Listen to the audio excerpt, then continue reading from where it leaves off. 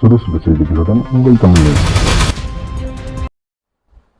Tamil news இணையதள செய்தி நிறுவன வாசகர்கள் அனைவருக்கும் மனமார்ந்த நன்றி. நேற்று முன்தினம் தேமுதிகவுடைய பொதுச்செயலர் பிரேமலதா விஜயகாந்த் ஒரு முக்கியமான செய்தியை கூறியிருந்தார். அது என்ன செய்தி என்றால், அது மாநில பதவி குறித்து ஏற்கனவே அவங்க தேர்தலுக்கு அந்த ஒப்பந்தம் இன்னும் சொல்லியிருந்தாங்க.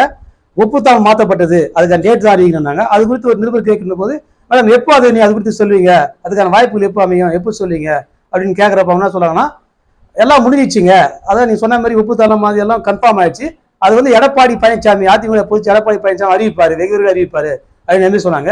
சரி, அந்த பிரேமலதா சொன்ன காலத்துடைய அந்த பதவி யாருக்கு கிடைக்கும்? இப்போ தேமுதிகவுக்கு வந்து மாநில பதவி கன்ஃபார்ம் ஆயிடுச்சு.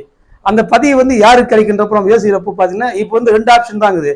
அவர் மகன் விஜய் பிரபார் வந்து அவர் வந்து இப்போ வந்து அந்த தேர்தல் விருதுநகர் தேர்தல் வந்து அவர் போட்டியாரு, அவர் வெற்றிக்கான வாய்ப்பில் அது கண்டிப்பாக அவர் தான் வெற்றி பெற அங்கே தகவல் சொல்லுங்க. இப்போ வந்து அவர் வந்து அந்த மாநில பேராக ஆக முடியாது. இப்போ அடுத்த கட்டமாக பார்த்தீங்கன்னா 2 பேர் தான் அந்த வாய்ப்பு கிடைக்கும்.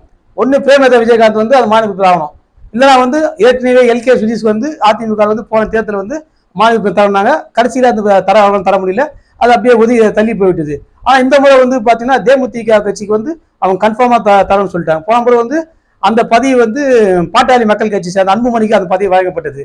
இந்த முறை அவங்க அந்த கூட்டத்தில் அவங்க இல்லை. இப்போ வந்து பார்த்தீங்கன்னா அவங்க வந்து ஃப்ரீ ஆயிடுச்சு. இப்போ அதிமுக கூட்டம் தேமுதிக வந்து சீட்டு ஒரு சீட்டு 5 சீட்டு எக்ஸ்ட்ரா தந்தாங்க, ஒரு சீட் தந்தாங்க, 5 சீட்டாக வாங்கினாங்க. அதோடு இல்லாமல் ஒரு மாநில பதவி தரனாங்க.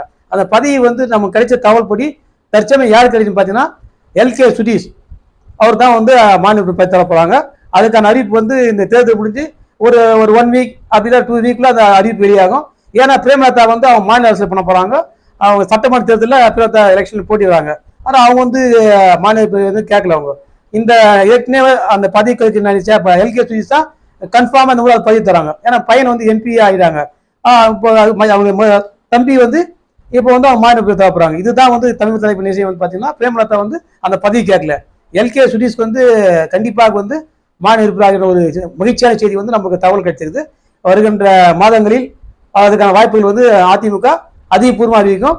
இப்போ தேமுதிகவுக்கு வந்து கிடைச்ச ஒரு மகிழ்ச்சியான செய்தி எனில் எல்கே சுதீஷ் வந்து மாநில உறுப்பினராகிற செய்தி தான் நம்ம சமீபத்தில் கிடைச்சிருக்குது. இந்த செய்தி தான் நம்ம உங்களை பகிர்ந்து கொள்கிறோம். நன்றி, வணக்கம்.